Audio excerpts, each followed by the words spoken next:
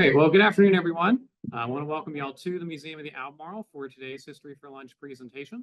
I just have a couple quick announcements before we get started. For those of y'all who are with us in the auditorium, we just ask that you please mute your cell phone. And if you're joining us on Zoom, we ask that you please mute your microphone. And hopefully this microphone will work. And use the chat for your questions. We will have a Q&A session for everyone at the end of the lecture. Now, a reminder that the next History for Lunch is scheduled for Wednesday, June 19th at noon.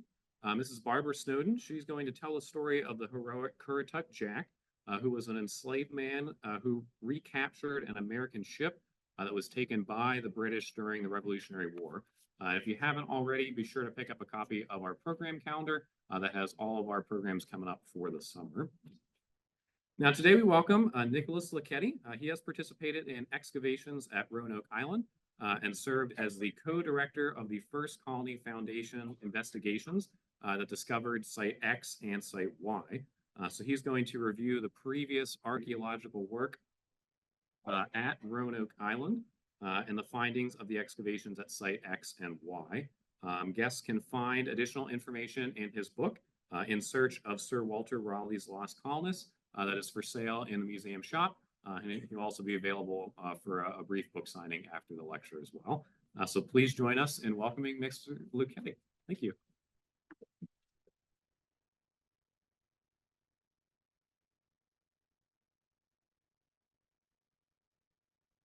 Thank you, Noah. It's not my book. There's one article in it by me, but the book is a compilation of presentations that were made at a 3-day seminar in Manteo prior to the pandemic. And half of it are Brit scholars and half of it are American archaeologists and historians. So it's not my book. That said, thank you all for coming out to hear about the search for Sir Walter Raleigh's lost colonists by the efforts of the First Colony Foundation. And where did Noah go? This is not advancing.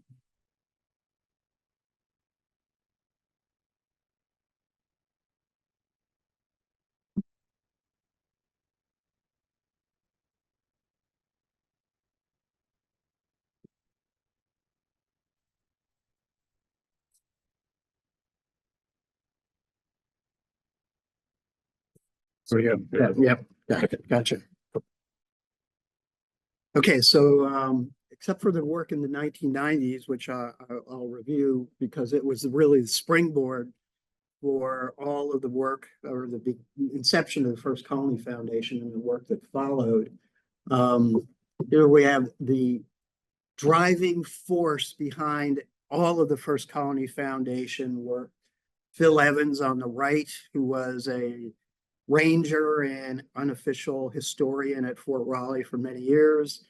And it's through his efforts that there is a First Colony Foundation that has been in existence since 2004 with a very prominent early American historian, Karen Kupperman, and just a few other folks who are part of the First Colony Foundation. Upper right is with Phil in the middle. On the right is Eric Klingelhofer, retired history professor from Mercer University. Bottom right is Carter Hudgens, retired director of Historic Charleston Foundation and director of Historic Preservation Program at Clemson and College of Charleston. Lower left is Jim Horn, who's the director of the Jamestown Rediscovery Project. Next to him is Beverly Bly Straub, curator at Jamestown Rediscovery for more than 20 years and the foremost expert on early 17th century material culture. And the upper left, Martha Williams, a retired teacher and historian. Just some of the principal folks of the First Colony Foundation, a little background. So I assume that most of you have a passing familiarity with Jamestown. And what you need to do for the rest of the presentation is forget about that. Because every day at Jamestown was just a treasure trove of artifacts. And you need to forget about that because the lost colonists, all they had was what they came with. No supply ships, no relief ships like Jamestown, no resupply. All they have is what they brought with them. And so that leaves a lot less for us to find 400 plus years later. So you just need to put that aside. And just real brief background. In the 16th century, England is late to get in the game of colonizing in the New World. Spanish and French are in Southeast, well before the English get to what is North Carolina today. And there are French forts in South Carolina in 1540s. So English are late to get into the game, but Raleigh does get a commission from the Queen, and he sends over in 1584 basically a reconnaissance voyage under Captains Amatus and Barlow, and they explore what is now North Carolina today, the Outer Banks area, and return to England with a glowing report of what a wonderfully rich new land this is.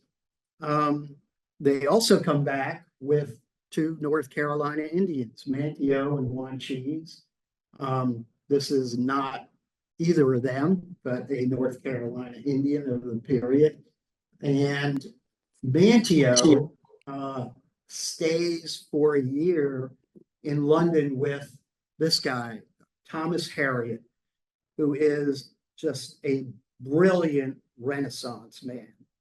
And while they stay together, Harriet learns some Native American Algonquian language.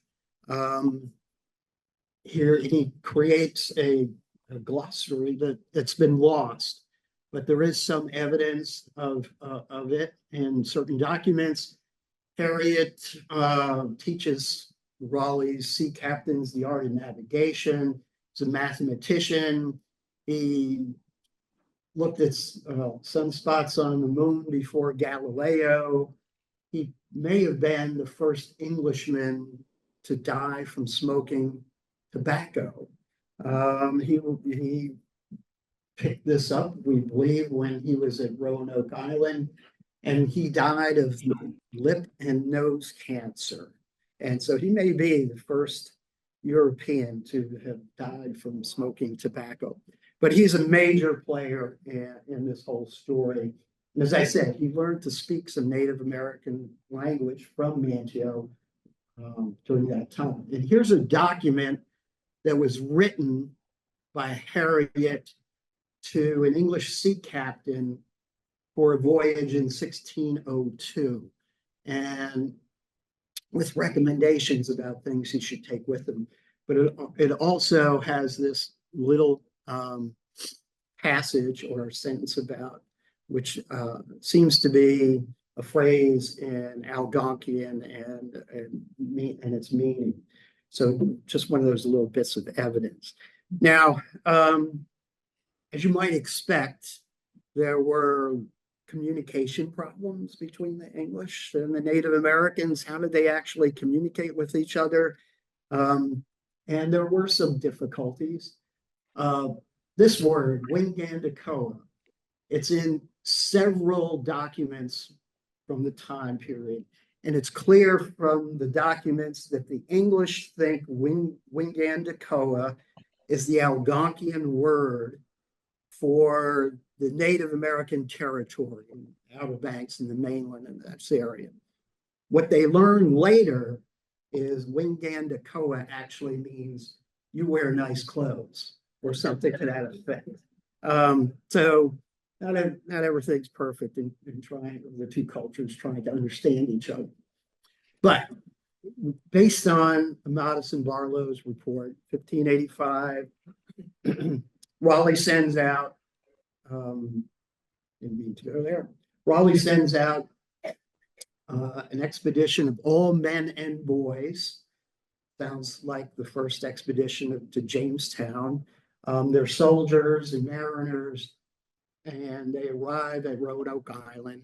And the governor, Ralph Lane, writes a letter sent back to England, and it's the address, if you will, on it says from the new fort in Virginia, as all English land that time was called Virginia in the New World.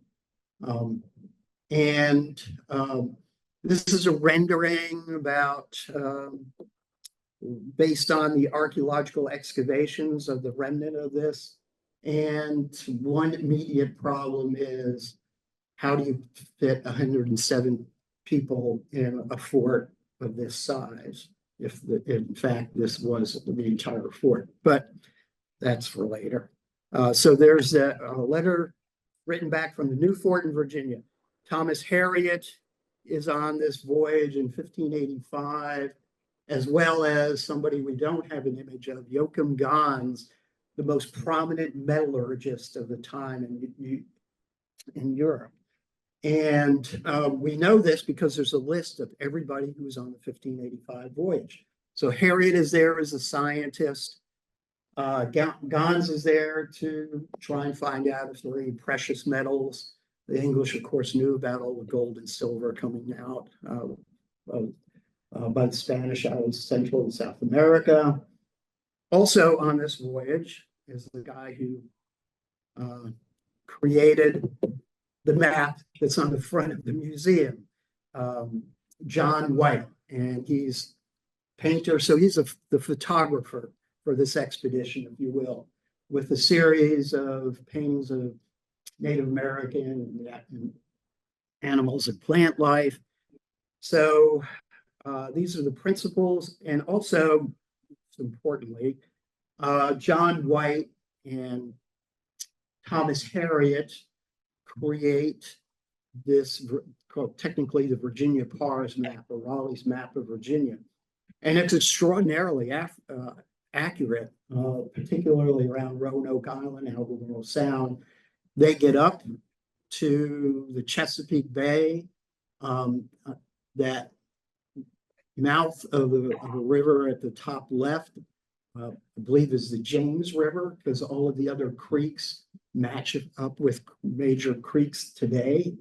And I think it's entirely possible that they actually got up to Jamestown Island. Harriet did live till many years after Jamestown was settled. We know he met with the Virginia Company of London officials on several occasions, and the knowledge that he gained from his 1585-86 stay in the New World, we think clearly was passed on to the Jamestown colonists. Anyway, they create this map of Virginia. In 1586, things get a little unsettled. There was supposed to, a relief fleet is supposed to have shown up at Roanoke Island, and it's very much overdue. The English and the Native Americans surrounding Roanoke Island are no longer friendly toward each other. And it just so happens, Sir Francis Drake shows up off the Outer Banks. He's just finished burning St. Augustine and sacking some other Spanish cities. He's aware of Raleigh's expedition. He contacts them and says, how's it going? And they say, not too good. We're running out of supplies. The Indians don't like us anymore. So he says, do you want to come back to England with me? And they do, in the midst of a storm that they're so anxious to leave. They actually leave 4 guys on the mainland who are collecting wood. And who knows what things got thrown overboard. Got a map, Raleigh's map of Virginia.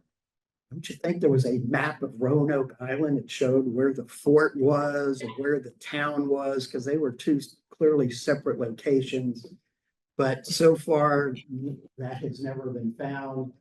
May have been tossed over as they were anxious to get back to England and away from Roanoke Island.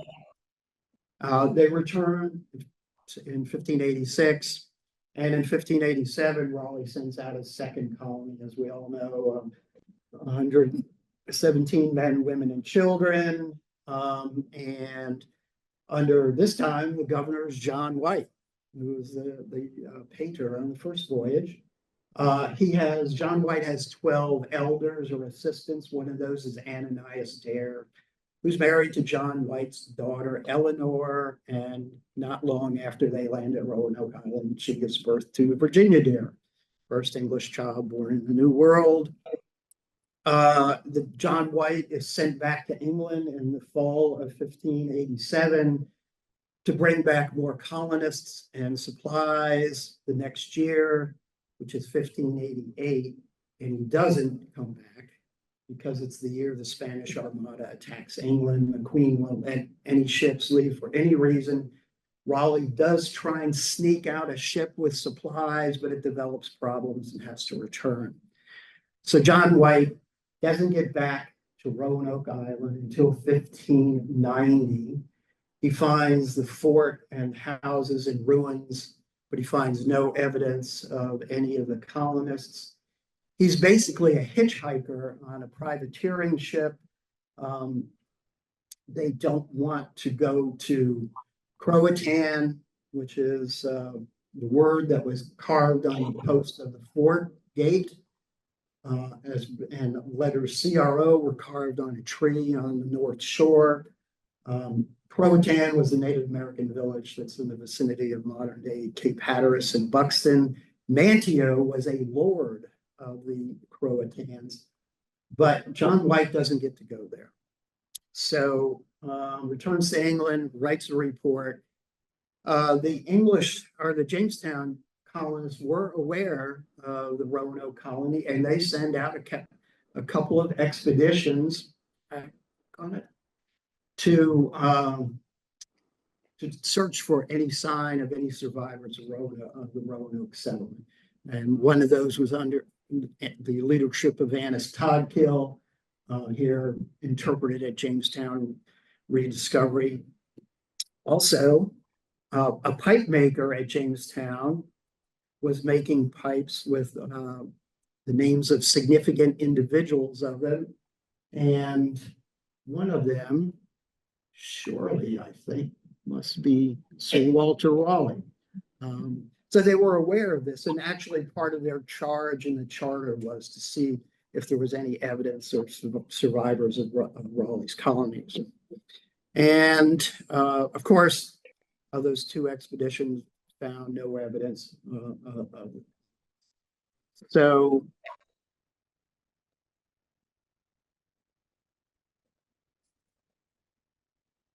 this is today, it's a National Historic Site, and this is the earthwork that was the new fort that was referred to by Ralph Lane after it's reconstructed based on archaeology. Nobody's really sure what this is. As I mentioned, it's much too small to hold 100 people, to hold 50 people. And nobody's really sure what this is. Unfortunately, Roanoke Island and Fort Raleigh were developed, the first historic site developed for tourism. And they also, in doing that, an appreciation for archaeology was not understood in the 1930s and 20s when that was done. So lots of things happened there that probably have affected the archaeology. Okay, what happened here again?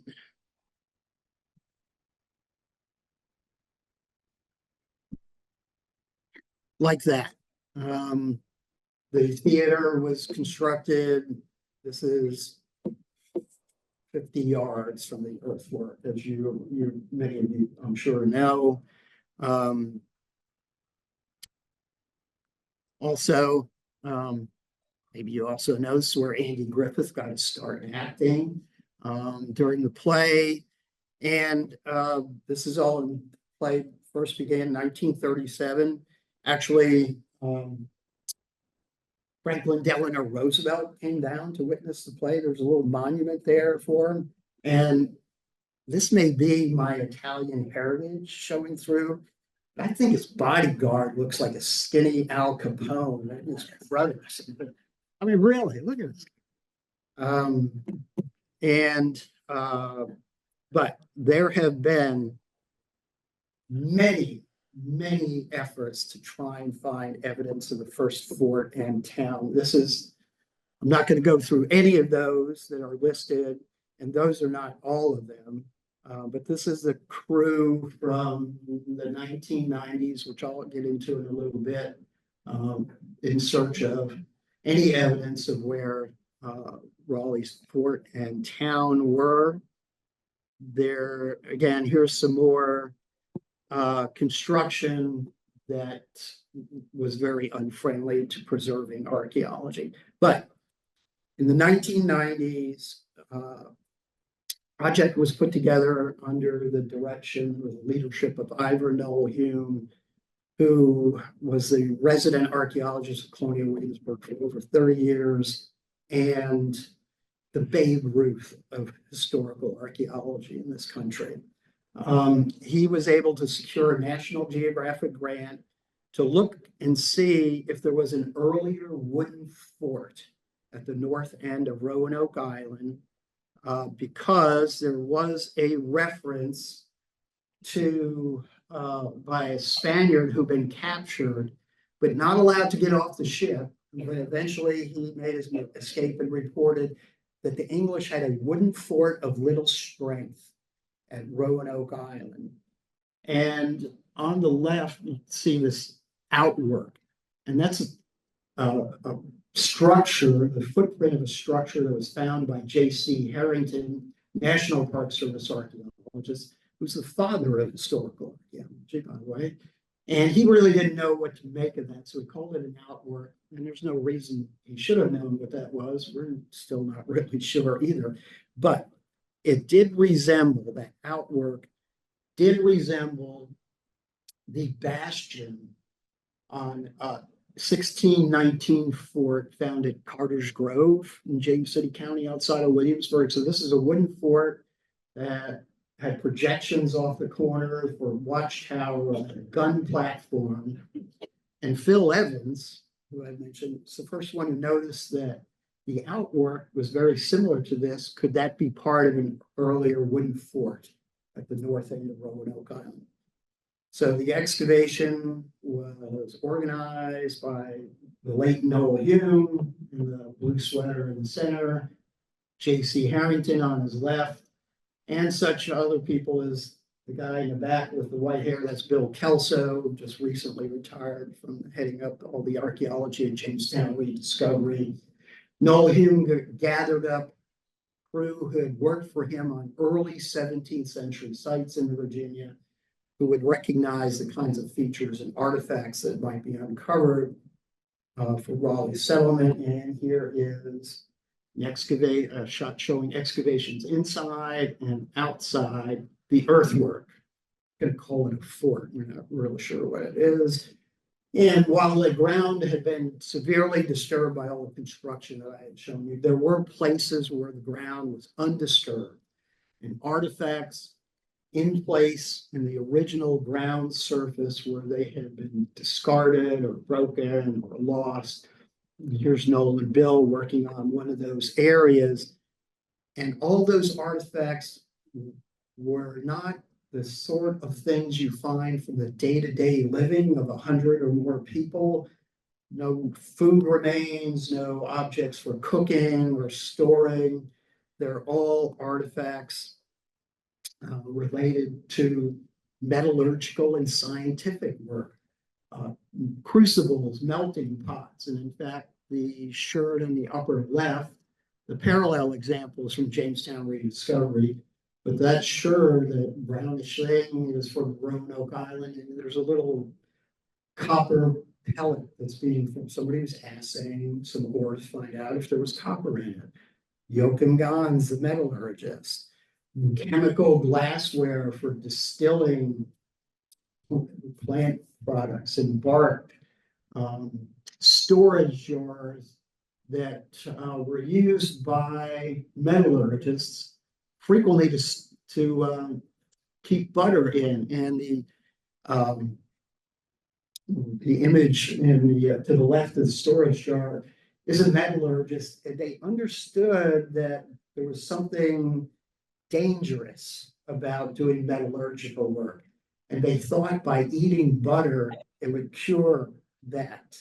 So here's a metallurgist eating butter out of one of these Staffordshire storage jars or North Devon storage jars. So what the result of all this work for really 2 weeks, 1991, 1992, and a week in 1993 showed that this site outside the earthwork was a scientific workshop, 1585, of Thomas Harriot and Joachim Gans.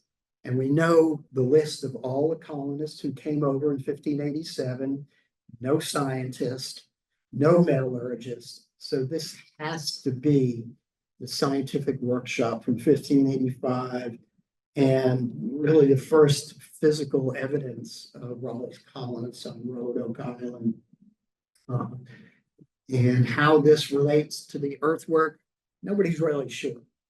But because no evidence of the domestic site where people were living or the fort had been found around the earthwork, some surveys started getting well away from the earthwork. And if you could see in the lower left, under 2 feet of sand, there's an old buried topsoil. It was the land surface in the 16th century and earlier. It was full of late woodland Native American pottery, which said this was open in the 16th century before this overwash came in. And a few English artifacts came out of that. So in 2008, the First Colony Foundation launched an excavation in this area to see what might be going on. And as it turned out, the first week of this excavation was the first episode of a long-running British series that started in the United States. It was called Time Team America. And the standard formula for this is these guys come in for a week and they do a lot of digging with machines and they bring in ground penetrating radar and they supposedly find some cool things for their show. Well, we didn't find anything the first week that they were there. Didn't stop them from making the show about the lost colony. But of course, once they were gone, the second week is when we actually found some features, a small pit. This is a necklace of articulated, graduated copper squares. Copper was, you know, the Native Americans prized copper more than anything.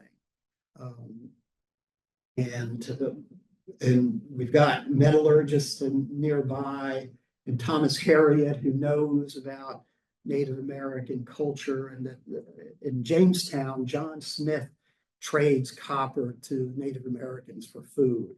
And Powhatan controls his empire with an iron fist on occasion when he had to, but he would award his sub-chiefs, he would give them copper, and only the chief's family could wear copper. So it's very much a status item, but we think this is something the English had, a trinket really, that they would be able to trade to the Native Americans, Roanoke Indians.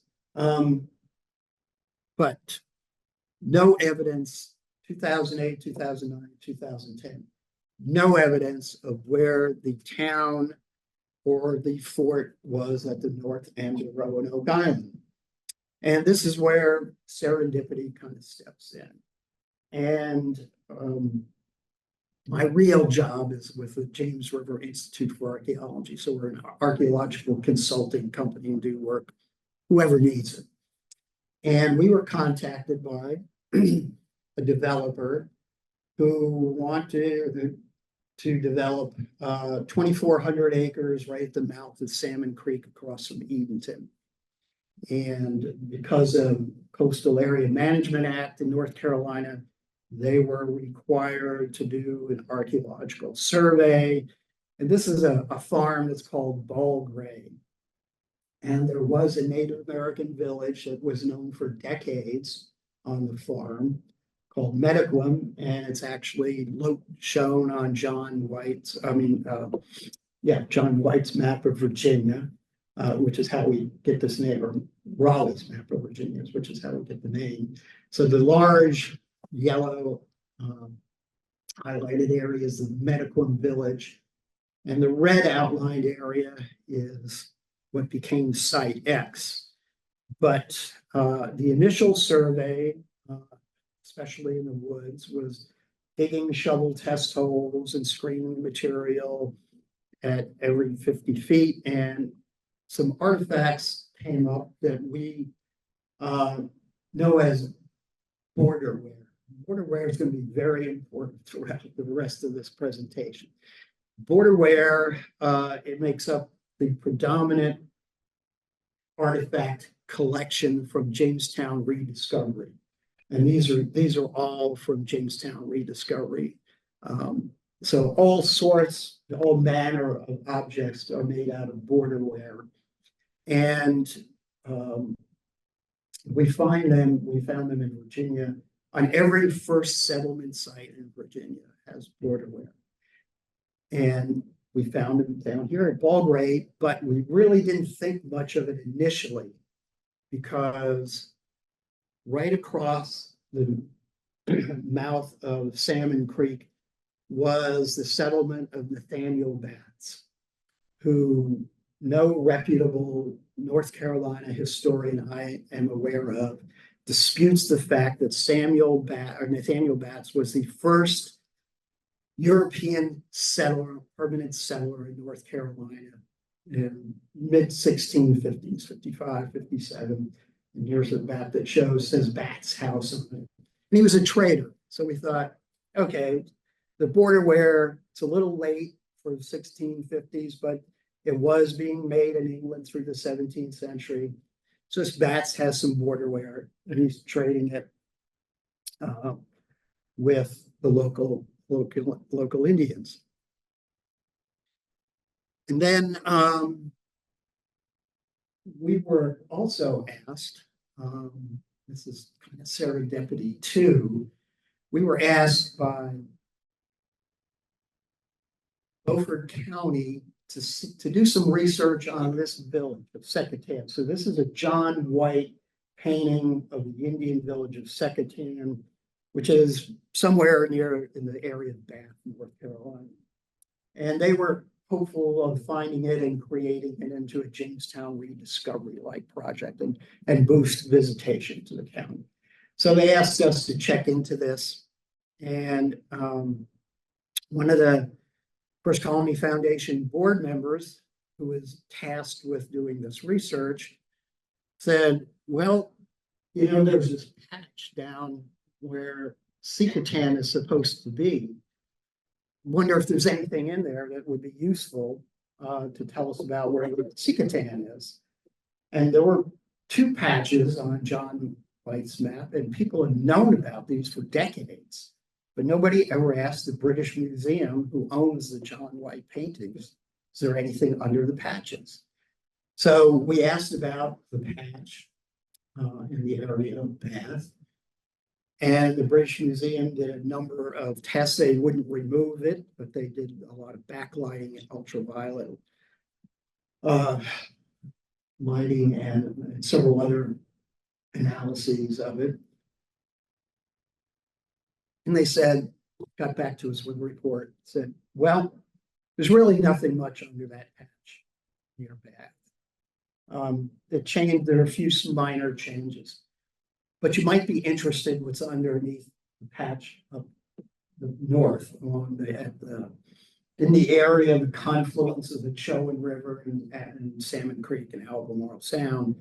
And of course, it was this fort symbol underneath the patch that's, and those are the colors of it. They said not only is there a fort symbol under the patch, but on top of the patch, there's another symbol in the lower right that's more of an icon for a fortified town.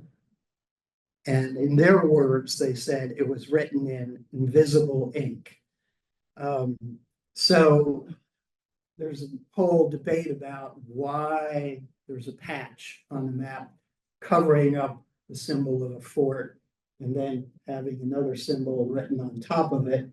But the patch, and it's much out of scale, but it's in the vicinity of the Chowan River, the confluence of the Chowan, Salmon Creek, and in Albemarle Sound, which is where Ballgray is, and the border ware, which is always early.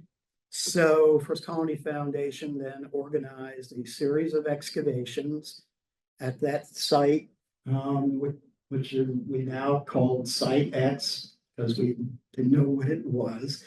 But lots and lots of border ware started coming out of 2-week excavations every year.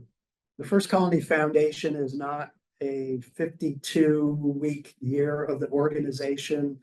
It's people from Washington and Georgia and Virginia and North Carolina and trying to get everybody together at the same time. It's like herding cats, but we're able to do it a couple of weeks every year. With continuing excavations at Site X, and as I mentioned, produced a lot of border ware. In fact, Jamestown aside from the Virginia sites that have been excavated, Site X produced more border ware than any other early Virginia settlement sites. And so they represent bowls and pipkins, objects used for the day-to-day living of food preparation, food storage, food consumption. Somebody was actually living here using these things. They represent, and we've only excavated part of Site X, but at least 7 different objects. And also at Site X was more of the storage jar, this North Devon baluster jar that was found at the Science Center at Fort Raleigh. It's been found at Jamestown only in the earliest 1607 to 1610 features at Jamestown. Otherwise, North Devon baluster jars are not seen on archaeological sites. So more evidence that something early at Site X that probably predates Nathaniel Batts. And the only people that could be attributed to, in our opinion, are Roanoke colonists. But we realized a couple things. One is this piece of land is too narrow to be the location for major resettlement of the 1587 colony. It just was a small number of people. But also we had to prove that border ware is an early ceramic as in order to ascribe it to Roanoke colonists. So how are we going to do that? In North Carolina, there are no other 17th century sites to compare it to except for Eden House, Governor Eden site, which is 1680. And colonists really don't begin to settle North Carolina until the mid-1660s. So we go to Virginia, where by 1635, there are over 70 named settlements. And more than 20 of these have been the subject of major archaeological excavations. I'm just showing you a couple to see how extensive they are. This is Flower Dew 100 was excavated by the very famous archaeologist James Dietz. For the most part, that's on the James River between Jamestown and Richmond. Then there's, I've already mentioned, Martin's 100 at what became in the 18th century Carter's Grove plantation. Major excavations by Noel Hume, one more a site right near the ferry at Jamestown that takes you from Jamestown to Surrey. One of the earliest, if not the earliest site off of Jamestown Island, dated from 1617 to 1625. So we looked at how much border wear came from all of these sites, and I'm not going to show you all of that, but just want to show you this to prove we get it. And it all clusters before 1630. There's a couple outliers that have just a few sherds of border wear after that. But its disappearance from Virginia sites seems to coincide with the Virginia Company of London, which was the sponsor of colonization in Virginia initially, was dissolved in 1624 when the crown takes over. It seems like there's a whole different trade network supply system that's set up. So border wear virtually disappears from this host of early sites in Virginia after 1630. Remembering Nathaniel Batts is not till 1655 at the earliest. What is Site X? We don't know. Is it a few settlers living on the periphery of an Indian village? Is it an early warning system like the Jamestown colonists set up at Hog Island, which they built a blockhouse there not long after they settled at Jamestown? You could see, I asked the ship captain from one of the ships at Jamestown settlement, said, how long does it take you to sail up the river? He said, about 8 hours. I said, how long, when we get up in the bird's nest, how far can you see? All the way down the James River. And both the Roanoke colonists and the Jamestown colonists were fully aware that the Spaniards were looking for them. And every year, the Spanish Council of War ordered the destruction of the English colonies, and were never able to do that. So they were very concerned about being detected by the Spanish. Is that what Site X is? It is an outpost keeping an eye for the Spanish for a settlement that's somewhere nearby. We kind of like that idea. So Site X is not where the main body of 1587 colony went. Where did they go? Well, continue to survey the rest of, survey the entire 2,400 acres of Ball Gray Farm, which, by the way, the North Carolina Coastal Land Trust acquired. This land was zoned for 2,400 residential units and an inland marina that had 212 slips. And given the historic nature of it with the medical Indian village, Site X, our survey also found the site of the 18th century North Carolina governor, Pollock. So that and all the natural resources, it's the first property the Coastal Land Trust borrowed money for to buy. And they have since paid off that loan, and it's now a preserve owned by the state of North Carolina. But we continue surveying north in those fields that are outlined, and the field outlined in yellow with a red dot, it's just doing a standard kind of surface inspection which you can do in agricultural fields that have not been cultivated by no-till farming. They've been plowed in this still works. But and we're fortunate that what's going on in this field. And there were artifacts throughout the field, which is a 30-foot bluff overlooking the Chowan River. And again, this is right across the river from Edenton. And there were a cluster of artifacts in that red circle, a few pieces of border wear, a few pieces of other contemporary ceramics. So First Colony Foundation began a series of excavations in that area. And you can see the concentration of artifacts or excavated squares where they largely were recovered from. The one circle above it is actually what we think an 18th century slave quarter site, which would be one of the earliest ones in North Carolina. That was a quarter for Governor Pollock. this was his part of his estate.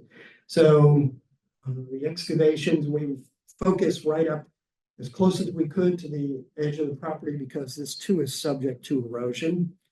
And this was what the excavation looked like, over 75-foot squares, and it produced numerous sherds of borderware, but other ceramics that we find only on Virginia first settlement sites, 16 teens, 20s, 30s.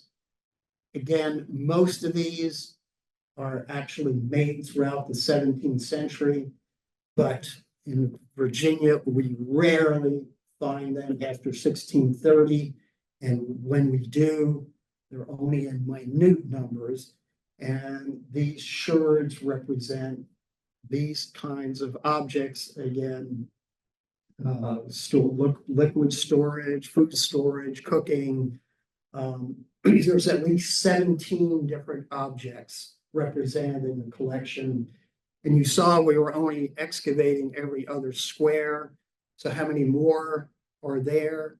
How many have already been lost to erosion? And what does this represent? Here's a shot of the erosion that's right off of site Y as this became known. It clearly looks like some sort of semi-permanent settlement, it's completely unlike Site X. Something's going on here, people are living here, but we always get the question of, excuse me, so where's your smoking gun? How do you know that? How do you know that these ceramics belong to lost colonists?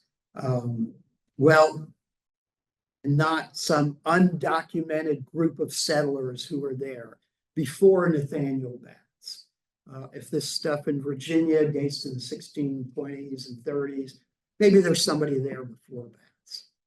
Well, we don't have a smoking gun, but we do have smoking pipes that prove this case. And ever since 1607, the Jamestown colonists arrived, every historic site has lots and lots of broken tobacco pipes, lots of them. And there is a decades-long, widely accepted phenomenon that was discovered years and years ago, that the diameter in the pipe stem changes size through time. And the earliest ones and these are measured with drill bits, which is why those drill bits are in there. The very earliest pipes from Jamestown through the teens and 20s have 9/64 diameter. You start to get 8/64 in the 20s and 30s. There is no archaeological site that dates from the teens in Virginia, from the teens or 20s or 30s, that does not have lots of tobacco pipe stems with 9s and 8/64 stems. So I can't show you all this information for all the sites. I picked out 2 to include in this, of 2 Virginia sites on the top. And you can see how many 9s and 8s, and you start to get 7s. As you get these sites continue on into the 17th century. All the pipe stems from Site X, no 9s, 1 8. From Site Y, none and none. This tells us at Site Y in particular, there was nobody there in the 16 teens or 20s or 30s that you could attribute that ceramic collection to. It dates prior to the establishment of Nathaniel Batts. Who else is there? Roanoke colonists. We know they explored this area in 1585. They actually went further up the Chowan River.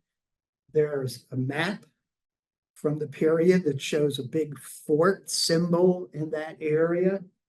And we're not the first people or organization to think that the colonists relocated to Bertie County. The bottom passage, North Carolina historian Thomas Paramore, was widely respected late North Carolina historian, had an article published in the North Carolina Historical Review in 2001, in which he reviewed all the documentary evidence from the period. And basically his conclusion is, of course they went to Bertie County. Now, there are some folks out there who say that the colonists told us where they went. They all went to Croatan down in Buxton area, and Manteo, never was a word of the Croatans. Well, for a lot of reasons, that's not a good interpretation.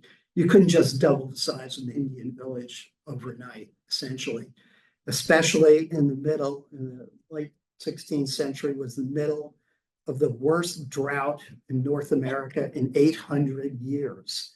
In fact, in Virginia, the Indian tribes were asking John Smith if John Smith would pray to his God to make it rain, because the Indians were praying to their gods and their gods weren't listening to them. And for other reasons. It's half right.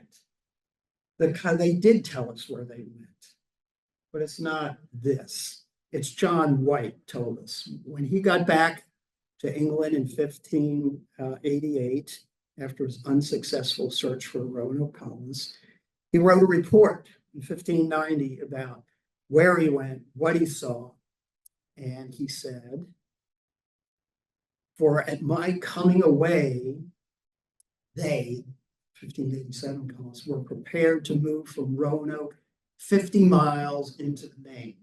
So this is somebody who was there, the head of the colony, saying the plan was they were supposed to move from Roanoke Island 50 miles into the Main. Well, that's just about where Bertie County is, where Tom Paramore says they went, where Site X and Site Y are. What happened to them? Did they all go there? Certainly we think not, that they all went there. This is John Smith's map of Virginia, and this has some information on it that the English undoubtedly got from Indians, and reading two passages that were transcribed from the earlier one. So there were some splinter groups, or some who were assimilated with Native American tribes. Some may have been killed when Powhatan had a major war with North Carolina Indians just before the English arrived at Jamestown in 1607. So it's probably a number of possibilities, but it seems like the main thrust, the main relocation site was somewhere in Bertie County. And just to sum it all up, we've got John White's statement. We have, again, the patch showing the fort in that area. We've got Tom Paramore's research. We have ceramic evidence and pipe stem evidence that shows that these two collections could not belong to anybody who was there in the teens, 20s, 30s, even if there was no record of them, which is incredibly unlikely. And that Nathaniel Batts is not there until 1655. So we think we have absolutely firm evidence of Roanoke colonists in Bertie County, where they're still lost. They're still lost. But as Phil Evans used to say, it was a needle in a haystack to try and find them, but we didn't know where the haystack was. Now we know where the haystack is. It's probably Bertie County. It's probably around Salmon Creek, which still, after a couple centuries of agriculture around it and silting up, that still has a deep water channel. It's at least 14 feet deep. But as you would get up well up into it, approaching Route 17. That we will continue our work in Bertie County to try and find site Y if we want to continue with that. But we feel like there is a major center of settlement with some dispersed satellite sites, which is the way the earliest large plantations in Virginia worked. The Martin's 100 and Flower Dew plantations that I showed you, there were central sites where most of the folks were, but in each case, there were a handful of splintered sites around and perhaps a family and their indentured servants.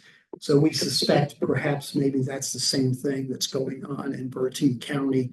And we just have yet to find the main site, but we certainly think we found two that there's no explanation for them other than their Roanoke colonist sites. And to say otherwise is you got to make up something that there's no evidence to support. And I showed this, but I wandered into the gift shop and saw you already had these, so never mind about these two books. But if anybody has any questions, I'd be happy to try and answer them now. Sir. Where is site Y? Site Y is just south of 17 once you cross from Edenton to Bertie County. Yeah, it's probably half a mile from the bridge, maybe from Route 17. North. South. South. South. Good. So site X and site Y are about a mile apart. Okay. And I understand. Mhm. Yes, ma'am. Do you have any idea where the Indian tribes came from that were here when the settlers arrived? And are they the same as the tribes that were in Jamestown? Well, not actually an Indian guy. Where they came from, and they were already here. They're not the same ones at Jamestown. As I mentioned, Powhatan wiped out a North Carolina Indian tribe just before 1607, and he may have killed some lost colonists who had resettled with that tribe. Actually, James Horn, I should have put this book up. James Horn, who's on the board of the First Colony Foundation, and as I mentioned, he's the head of the Jamestown Rediscovery Foundation, has a book about the lost colony called The Kingdom Strange.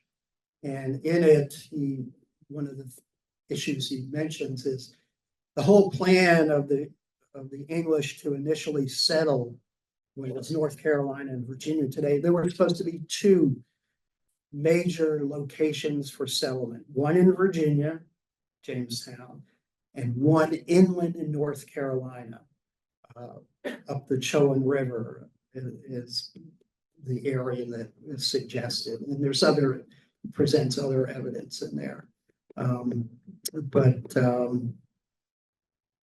Yeah, I mean, the Indians were around the Sound. They were not of one mind. They were not a monolithic group. There were hostilities between them, but the English quickly alienated the Indians all around Roanoke Island, which is why they also leapfrogged to go to Bertie County, where they were friendly with the Weapemiacs. So they were not resettling in hostile territory. They were resettling in friendly territory.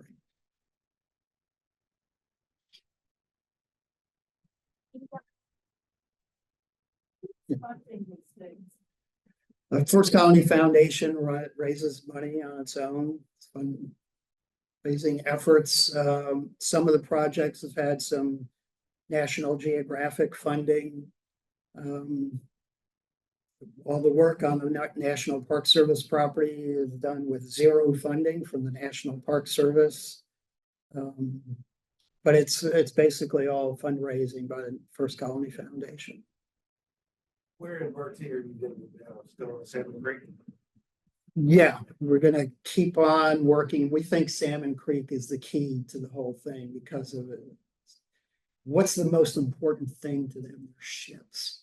At Jamestown, the colonists write that they passed up land that would be perfect for settlement, which is King's Mill today. They passed that up. It was called Archer's Hope. He said, but because it wasn't a good place for our ships, so they settled at Jamestown Island, which was much better for their ships, but a lousy place for settlement. And so Salmon Creek and the local watermen, we even talked about how it's a really nice protected bay from westerly elements. And as I mentioned, it's deep water still today. It must have been even deeper then before siltation had filled it in partially in. But we think Salmon Creek is the key. And John White's words give us hope that we're right. But yes, we'll continue to work around that. Both sides is the plan. See somebody else? No. Well, we would like to thank Mr. Luccketti for coming out today. We would like to thank you and our guests online, but thank you to everyone.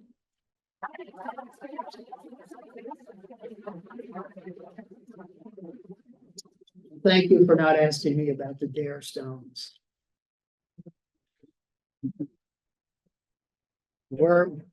They're all fake. I know the first one, there's still some controversy over, but there's a serious dating problem with it. But all the others, I think most everybody acknowledges all the ones after the first one are fake. Even a reporter tracked down the guy who made it. He admitted to all the others.